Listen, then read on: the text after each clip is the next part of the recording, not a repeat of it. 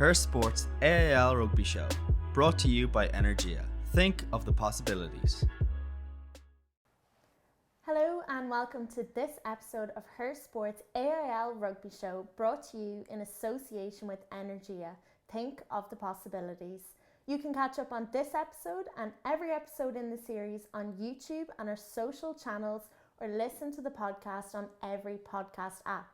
Get involved in the conversation with us on Instagram and Twitter using the hashtag HerSportAIL. So we can announce that last week's winners of the Energia goodies we had on show was Kelly O'Shea, and once again this week we have some goodies up for grabs. So in the comments, let us know who you think is going to come through their respective semi-finals next weekend.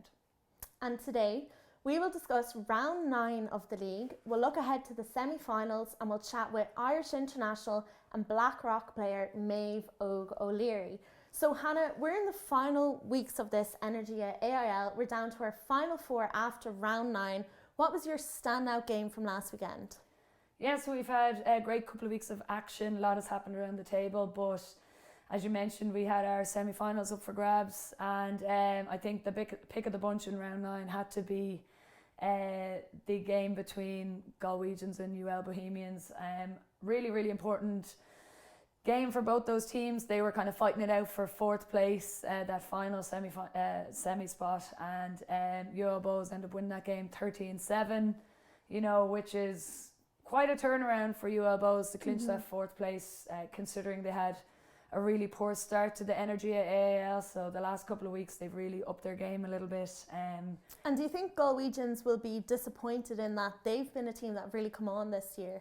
Yeah, absolutely. At the start of this season, they'd done really well. They were the high flyers. I was really looking forward to seeing could they capitalise on their potential that they'd shown, and unfortunately they had a bit of a bad run of scheduling and shipped a couple of defeats, and they just seem to have lost a bit of momentum. And unfortunately the UL Bohs game was the kind of final nail in the coffin for them, and they've actually slipped down to 6th place, I think it is, which they'd be really disappointed in. But look, all credit to UL Bohs and to Maeve Briggs. I think they've been massively boosted by the return from injury of Nicole Crone in the last couple of weeks. She's been kicking points for fun with them, with conversions, but she's also their 10. She's been instrumental for them, just trying to get them play good rugby again. And at the weekend there, once again, she was kind of steering the ship quite well, along with the usuals that have been there a while, the likes of Fiona Reedy and Clodagh O'Halloran. But I've been really impressed by a young player they have, Clara Barrett, who bagged her 5th try at the weekend. She's only a teenager. Really looking forward to seeing what she can do, but she certainly caught the eye. And they have a very tough battle ahead of them now in the knockouts, but they'll just be delighted to have snagged that 4th place and that semi-final spot in the league semis. So look, fair play to them, but yeah, I know Galwegians will be very disappointed. But Ursula Salmon got their try. They did get on the scoreboard, and Nicole Fowley, she's done really well leading her team this year. She's third on the top point scorer list, always fairly reliable for them. And Grace Brown-Moran has been a brilliant second row for them as well. It's just a disappointing end for the season for them, but they do still have the conference games to look out for. And another team, I'm sure that'll be very disappointed. A very convincing win from Blackrock, 79-0 to Suttonians. How do you think they're feeling at the moment? I'm sure Blackrock are absolutely delighted. It's been a huge 2 weeks for them. They've sealed top spot in the division. They had a huge win over Railway last weekend in round 8 to seal that top spot and get the home semi-final advantage against UL Bohs, and they would have been very happy to avoid Old Belvedere, I think, in that semi-final. So they've just been on fire, and they've some incredible players. Maeve Deely moved up. She scored 24 points at the weekend. She got a couple of tries. She scored 7 conversions. Now, they did win 79-0. Unfortunately, Suttonians didn't give them too much of a challenge, but they'll be absolutely brimming with confidence after their win from Railway, after this huge defeat of Suttonians. And it's disappointing for Suttonians. I know Stephen Costello, their coach, will be really disappointed with how they've their had a season's come tough to an end. year this year. Why do you think that is? Yeah, I'm not sure. They have lost a couple of players to emigrating. Lauren Farrell McCabe has gone off to Australia, and she would have been a big player for them at 9, kind of who really was instrumental in upping the tempo for them. But they just have seemed to kind of stuttered their way through the season. A couple of good wins, but then a couple of really unusual losses, and that loss to Blackrock is gonna hit them hard. And they would have been, you know, really, really happy with winning that conference shield last year, and would have thought that they could break into the top 4 this year. And unfortunately for them, it hasn't really happened for them. And yeah, they'll just have to pick themselves up again. And, you know, they did have a couple of players do really, really well. You know, Sophie Gibney, you know, she was playing full back. I thought she did quite well despite the challenges against her, you know. But Aoife Brennan, another one, as a good showing for them. But overall, a team performance, not really what they wanted. And another team that probably would be disappointed, but then if you consider the results from a year ago, Wicklow and Railway Union, 22-5 to Railway Union. But 1 year ago, Wicklow lost to the same team by over 100 points, 142-0, I think it was. So what do you make of that match? Yeah, look, we talked about this the last series, how, you know, there was a bit of an uproar, and we saw a lot of media coverage over that result last year of Wicklow's first year in the AIL. And, you know, for them, they were just trying to get their bearings, and we've seen them make huge strides over the last couple of games in particular. But this season has been incredible. They've an incredible underage setup, and for them to come up to Railway and you know, put in a performance, and yes, they lost, but 22-5 is a great result considering, you know, how much they've improved since last year. I am a little wary that maybe Railway kind of took their foot off the pedal a little bit, considering they had already qualified for the top 4. You know, they couldn't be knocked out of second place. Do you think they maybe weren't playing their strongest team, well, saving their players? They still had plenty of internationals on board, you know, and they still had the likes of Aoife Doyle, Lindsay Peat, Aoife McDermott, Nikki Caughey steering the ship at 10. You know, so I actually don't think they you know, put out a much weaker team than we'd normally see. Yes, maybe a couple of changes, but I just think they have been really affected by that loss to Blackrock, that really narrow 2-point loss the week before. And they're probably just now focusing on the semi-final, and maybe their heads weren't fully in at that game. But, you know, all credit to Wicklow. They went out there, they put in a good performance, and their defence was resolute, because Railway are a very free-flowing and free-scoring team who regularly score and 4 or more tries and get that bonus point. And, you know, this is just a testament to Wicklow, their second year in the Women's Energia AIL, and to make the leaps and bounds that they have is incredible. And I just can't wait to see what they're going to do next year. And I think they'll have their eyes on winning that conference plate this year. And then the first win on the board for Ballincollig, who'll be delighted with a 15-3 win over Cook. For Cook, it's another hard loss to take, I suppose. Yeah, look, it's been a really tough season for Cook, and it's been a tough enough season for Ballincollig too, so they'll be delighted to round out the regular season with that 15-3 win. You know, Cook, 8 games and no wins is not a nice showing for them. I'm sure, you know, they're rooted to the bottom of that table, and unfortunately don't even get a spot in the Conference League and or conference semis. And, you know, for them, it's about looking back on the season and trying to take some positives from it. Can they retain the players they have and improve their skills? Can they recruit some more players, you know, maybe from Malone and stuff like that, who didn't play this year? But, you know, I suppose the positives for them from this game is they did go on and take the league. They started really, really brightly and kicked a penalty from there. But Ballincollig kind of had a point to prove. You know, they're a better team probably than what they've shown this year. And, you know, Fee Hayes has them well drilled, and it's nice to see them put in a good performance. They got a couple of tries there, and nice to see them get an impact from their subs. So their sub Heather Kennedy also came on and scored a try, and I think they'll just be delighted with that. And again, they got that final spot. Like, that game was deciding who was going to get that final spot in the semi-finals of the conference, and Ballincollig now have another game to show that they're better than what we've seen in the past couple of games. So in giving that final spot to Ballincollig, where does that leave Cook now? Unfortunately, that's the end of the season for Cook, and for them, they go off, they enjoy the off season, and they come back and hope to improve on how they've been. For them at this point, the only way is up, you know, and nobody wants to see a team go winless throughout a season. So I'm really hoping that we don't see something similar next year. I suppose we have seen with Wicklow, everyone was worried, is this going to be for the next few years? And Wicklow have just completely turned it around this year. So there is hope there for Cook and Ballincollig. Yeah, absolutely. You have to take inspiration from that. Like, you look at teams like Wicklow and see the strides they've made, and, you know, it's a whole club and community effort, you know, not just the players but the background staff and the volunteers who commit to Wicklow and have played a huge role in the improvements we've seen with them. So hopefully we get something similar with Cook, and they come out and they're a much better side next year. And her sport actually went down to Wicklow to see how they've been getting on this year.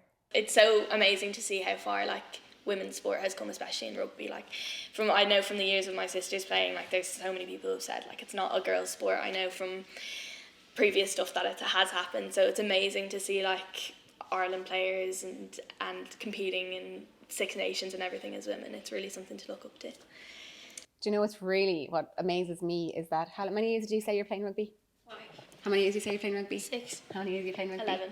You're playing rugby a lot longer than I'm playing rugby, which is unbelievable that you have such the experience, the structures, the club, the coaches, the opportunities to play rugby, not just with the boys, with the girls, that you get to play from under 14, 16 in schools, play full contact tournaments, and you're so lucky.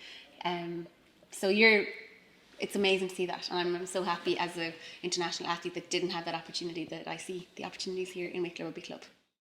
So the 4 teams then that we have in that semi-final, Blackrock, obviously as you mentioned there, facing UL Bows, and then UL Belvedere facing Railway. I actually caught up with Blackrock's Maeve Óg O'Leary to discuss the team's preparation for the semi-final and how she has found the league so far.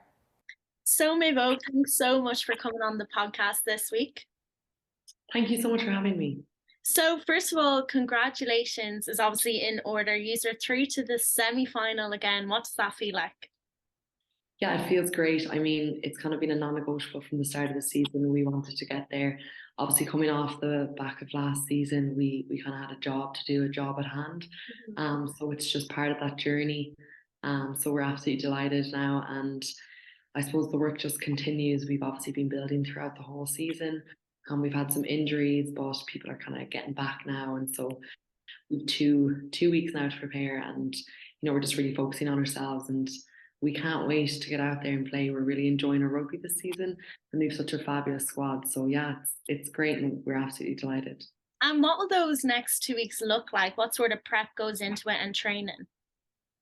Yeah, I suppose it's the most important thing is just to not lose focus. Obviously, we've been able to build on every performance every week, and we have all of that kind of video analysis. So it's just going to kind of be looking at our own performance and seeing what we can do. Obviously, we'll be playing UL Bowls, so we're going to be looking at tape there, looking at tape for ourselves, but mostly just focusing on ourselves and, just making sure we don't become complacent or anything like that. Obviously, we haven't had a loss yet, but we really have to kind of put the foot down now and make sure the hard work keeps going. And, we're all very much on the same page with that in Blackrock. And yeah, we're just excited to keep playing together. We've become more cohesive throughout the season. So we just want to keep building. So preparation is very much just looking at keeping the head down, looking at ourselves and focusing on what we could be doing better from our previous games. And you obviously mentioned there that people are back from injuries. You yourself came back from an injury this season. So how are you finding the league so far? Yeah, I picked up a hamstring tear back in the summer, so I was just back for the College game. I suppose the thing with Blackrock is it's such an integrated squad. Even though I was injured, I've still been there the whole time, down at training, and the girls have very much kept me in the loop and up to date, and that goes for everyone who's injured. You're still very much in and a part of the everyday training and gym that happens. So even though it's been a weird one, I've never kind of had a big injury like that. I still haven't felt like I'd missed out on too much. And it's been really lovely able to watch the girls this season. They've been unbelievable, and I'm just delighted now that I'm able to kind of come back and get some good minutes under my belt. So I'm delighted to be back. It's definitely a weird one. I've never had an injury, but it's been good to be back so far, and it's obviously been great to see how well the girls have been doing, just holding the team so well. And obviously you will be hoping for that win against UL Bows, but is there anything else you would hope to get from the game? Maybe for yourself, it'd obviously be that game time, which is so important. Yeah, I suppose it's a hard one, when it comes to semi-finals, anything can happen. So I think for us, we just need to really stay focused and stick to our game plan. We're going to have one in place, and that's just going to be the key thing from us. Game time definitely to get under our belt, but I suppose just to try and stick to what we will have planned We know what works for us now at this stage. So, executing all that. And I think our performance is definitely just going to be the key thing to take away from this game. And that's what we're just going to be hoping to instill. So. And you've been in Blackrock now for a few years and you're kind of cemented in there as one of the starting players. But what advice would you have for people looking to either get into those AIL ranks or even just get into rugby as a whole? Yeah, I think it's actually my 5th season in Blackrock, which is crazy. I don't even feel that old. But yeah, I would say it's hard. Like, not it's hard, but like AIL it's the highest high standard of rugby. That's the highest club league program in Ireland. And I think like sometimes it can be taken for maybe granted, but it's a really, really competitive league, and within the clubs themselves, making that AIL team is so extremely competitive. And myself, when I started at Blackrock, I played for the Jays team, and we're in Division 1. And that's what you have to do. You have to go in, you have to be open-minded, you have to be a sponge, willing to learn, willing to ask questions, and then just getting game time under your belt, especially with that Jays side. Like, there's such quality rugby there, and you learn so much from that as well. So I think like my piece of advice would be to be a sponge, learn as much as you want, as you can, watch the games back, watch huddle, ask the people around you questions. Like, there's people who've been in the club scene for so long who have such great knowledge. And then I suppose just knowing your opponent as well, and really using those Jays games to develop as a player. Like, there's such good quality of rugby too. So they kind of be my main bits of advice. That's great. Thanks so much for talking to us today. Thank you so much, Jessica. We heard there from Maeve Óg O'Leary, one of the key players in Blackrock this season and last year as well. She mentioned that Blackrock's plan for the next 2 weeks is not to lose focus, to do their prep, so their video analysis going into the game, and to make sure they don't become complacent. Do you think that'll be shared across the board, across those 4 teams in the semi-finals? Yeah, absolutely. I think, whether you're in the league semi-finals or the conference semi-finals, each team will be going in with full belief that they can win their respective semi-finals, and they'll each have a couple of weeks to prepare and focus mainly and solely on that one team, and not looking ahead of that semi-final into a potential final. And a huge focus, I suppose, has to go on your own team performance, your own individual performance, and how you can maybe improve from last games and work ons. And then after that, can you focus on key players for the other team, key themes that they seem to show you in other matches and analysis that you've seen, and how can you kind of break that down, and try and get the win for your team. But it is really important to, first of all, focus on your own game and what you guys can do and what way you want to play, so that everyone's on the same page before you start to look at what other teams are going to do and how you might try and stop them. What can you predict that the Blackrock UL Bows game will be? What type of rugby will they both play? Obviously Blackrock coming out as table toppers, they've shown their worth. They'll be high flying. They have a number of Irish internationals in their squad. They'll be looking to just play that high-paced, fast-tempo game that we all know they're used to, using the likes of Enya Breen to move the ball wide to the wingers, to the likes of Anna Doyle and Maeve Deely, and trying to just really stretch that UL Bows defence and really create those gaps. And if they can stretch them out wide and they don't get over, then they use their big forwards, the likes of Laura Feely, Hannah O'Connor, who scored a hat-trick the last day against Suttonians, in flying form to punch up the middle. And again, just constantly getting that UL Bows team stretched and under pressure. And then eventually what happens there is they crack and they fold, and you find a gap somewhere. I do think that Blackrock will start to target Nicole Cronin. As I mentioned earlier, a big part of their resurgence has been her recovery from injury from there. So they know that if they can target her and put her under massive pressure, that will have a huge effect on the UL Bows attack. And another piece that I know Blackrock are excellent at is their scrum and line-out. Again, due to the number of internationals that they have, they will absolutely target that. But I know Niamh Briggs will have her side well drilled in that, and particularly having the likes of Fiona Reedy there in the front row for UL Bows, that'll be massively helpful for them. But as much as it would be great to see an upset, I can't see that happening. I can see Blackrock with an easy enough win. And if you had to put a score in it, what would you go for? I don't think it'll be something like what we saw with Suttonians last week, but definitely a bonus point win, so probably something like 29-10. And then the next semi-final, obviously we have your side, Old Belvedere, but they are coming up against reigning champions, Railway Union. So what can we expect from that game? Yeah, look, this is going to be a massively tight affair. You know, Railway, as I mentioned, lost to Blackrock in that kind of clash of the table toppers to see who would get home advantage, and they just lost out by 2 points in that. But the last time Old Belvedere and Railway played, Railway pipped it at the death 15-11 after Old Belvedere had led the whole game. And, you know, they're neighbours, they're just down the road from each other. And, you know, I just think this game down on Park Avenue and Railway's home game, it's going to be a very, very tight affair, and it could potentially be weather dependent. You know, Old Belvedere have been led by some incredible players. Elise O'Byrne-White's been a huge impact player for them. Excuse me, but the return of Derv Nicovarad this year has been incredible for them, and this is a much harder one to call. I think it will be dependent on whether Old Belvedere have Jenny Murphy back, who again, massive player for Old Belvedere, but Railway, when you look at their team, they've a backline full of internationals. You know, they've Ailsie Hughes at 9, pulling the strings with Nikki Cahy at 10. You have Aoife McDermott to run the line out. Lindsay Pete's still doing her thing, you know, 7 tries in the AIL this year, you know, in the front row. And they just have talent everywhere, and I think this is going to be an absolute cracker, and I don't want to give a prediction because I don't know who's going to win. And if you were still on that Old Belvedere team, what would your mindset be going into this game, going up against the reigning champions, in what, even if I suppose they did get through this, it's the toughest game that they're going to have this season so far? Yeah, look, I would be trying to approach this as any other game, you know, like trying not to make it into this big, huge game and pretend that it's just like any other league game that we've had. Of course you want to win, but you got to just do the simple things first and go through your game plan and the same routine and everything that you'd normally do. And you don't want to make it into this big thing, because then you'll get extremely nervous, and those nerves might dictate how you play.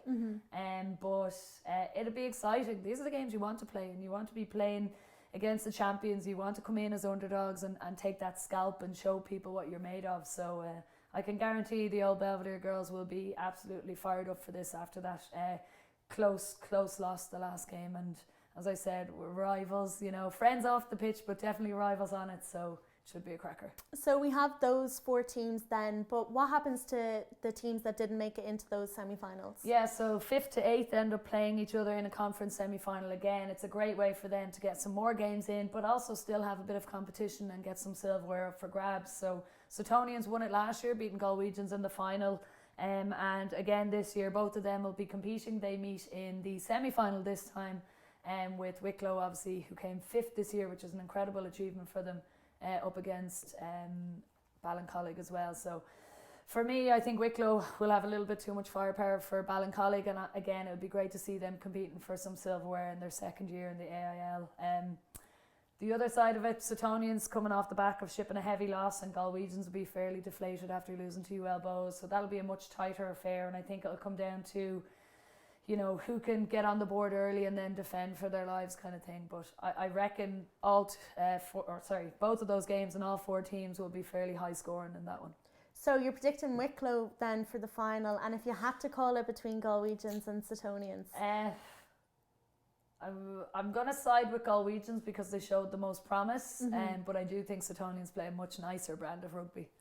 So talk us through the points leaderboard. There's been a bit of a shake-up, I suppose, since the last episode. Yeah, well, as I mentioned, obviously Maeve Deely scoring 24 points in the most recent game for Blackrock. She shot up the leaderboard to 2nd with 68 points, but still, as she has been all season, Dana O'Brien is leading the way by 2 points on 70 points of the season. And look, it's always typical that your kickers are up there. They're taking all the penalties and the conversions and stuff, but I think Dan O'Brien and Maeve Deely have been excellent all year, chipping in with a couple of tries as well and setting up their team. And it's incredible to see, and both of them are in the semi-finals, so I'm sure that number will rise. But yeah, it's brilliant to see, you know, Dan O'Brien, her first season in the Energia AIL, and she's the leading point scorer for Old Belvedere and for the league. Such an achievement for her as well, only 19, 20 years old. We also have Nicole Fowley in there, Amy Lee Murphy-Crowe, Michelle Claffey.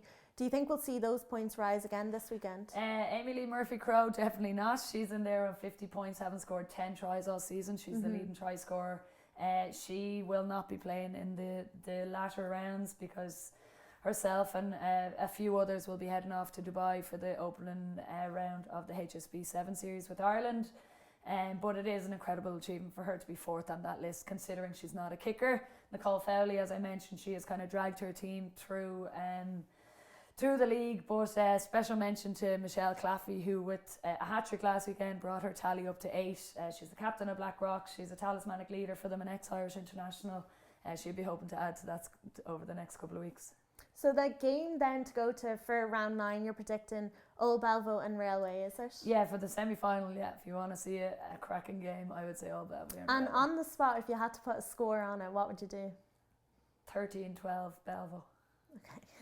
I'm sure we'll see what Railway will think of that, but we'll be back with a review of that round as well as a look ahead to the all-important finals in the next episode. For now, thank you for tuning in to this episode of the Her Sport AIL Rugby Show, brought to you in association with Energia. Think of the possibilities. Her Sports AIL Rugby Show, brought to you by Energia. Think of the possibilities.